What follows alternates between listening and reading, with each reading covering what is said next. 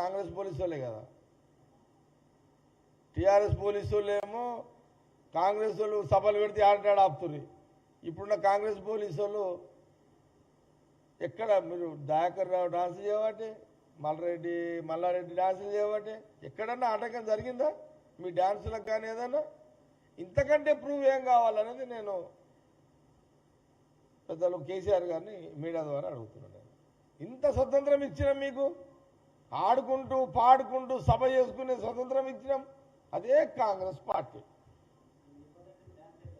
మేము ఇబ్బంది పెడితే మీరు డాన్స్ చేసేవాళ్ళ? కాబట్టి ఓకే, మీరు అపోజిషన్ పార్టీ కేసీఆర్ గారు, మీ పార్టీ బతకాలి, మీరు గట్టిగా ఉండాలి, మీరు గట్టిగా ఉండాలి, మీరు బాగుండాలి, మీరు ఆరోగ్యంగా ఉండాలి, మీరు మంచిగా ఉండాలి, మీరు ఎప్పుడు ప్రతిపక్షంలోనే ఉండాలి.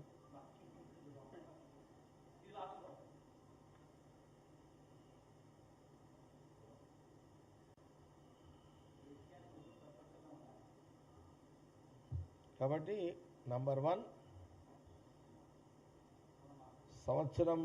సంవత్సరం 1 ఇయర్ సీఎం రేవంత్ రెడ్డి గారు అయిన తర్వాత 1 ఇయర్ లోపలనే 22,000 కోట్లు రుణమాఫీ చేసిన చరిత్ర కాంగ్రెస్ గవర్నమెంట్ ఇది. అది రైతులు గమనించుకోండి, గమనించిర్రు. 10 ఏళ్లలో 20,000 కోట్లు, 10 ఏళ్లలో 20,000 కోట్లు ఎక్కడ, సంవత్సరం 22,000 కోట్లు. ఇది తేడా గమనించండి. ఇక ఫస్ట్, మహిళలు ఉచితంగా ప్రయాణం చేస్తున్నారు. రైతులకు వరి మీద బోనస్ 500 సంచికి, అది సారీ క్వింటాల్ కదా, సంచి అంటే క్వింటాలే కదా, ఏదో బియ్యంకి వడ్లకు 500, సంచికి 500 అన్న, అందుకే నేను ఇక అటు మహిళలు హ్యాపీగా ఉన్నారు, రైతులు హ్యాపీగా ఉన్నారు.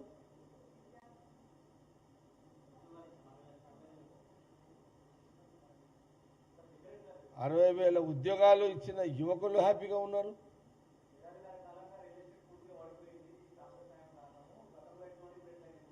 ప్రతాప్, నేను ఓన్లీ టాపిక్ ఏంటంటే కేసీఆర్ గారు నిన్న సభ మీద మాట్లాడిన దాని మీద ఈరోజు ఒక పాయింట్, రేపు మళ్ళీ మాట్లాడతాం.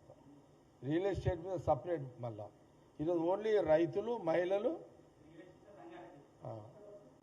ఉచిత బస్సు.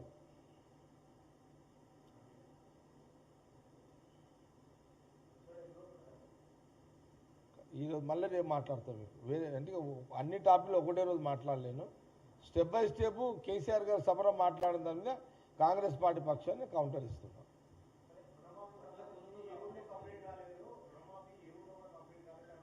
సింపుల్, నేనేమంటున్నా, 10 ఏళ్లలో 20,000 కోట్లు కేసీఆర్ గారు మాఫీ చేశారు. ఒక్క సంవత్సరంలోనూ సీఎం రేవంత్ రెడ్డి గారు 22,000 కోట్లు మాఫీ చేశాడు. లేదు, ఒక పని చేద్దాం, కేసీఆర్ గారు టైం ఫిక్స్ చేయమని చెప్పండి. ఏ ఊర్లో పెడదాం, ఏ రచ్చబండలో కూర్చుందాం,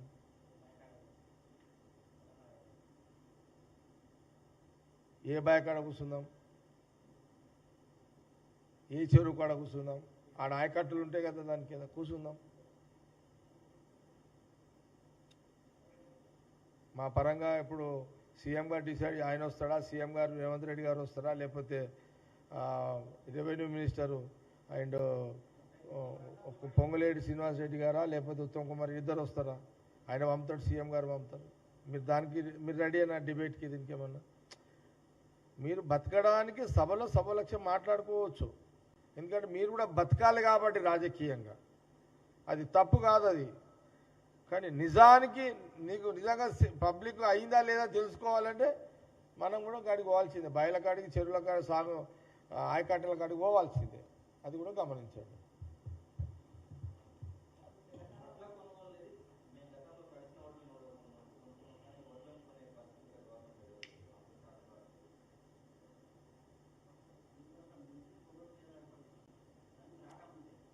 అసలు ముందే ఉత్తమ్ కుమార్ రెడ్డి గారు చాలా అలర్ట్ అయిపోయింది దీని విషయంలో.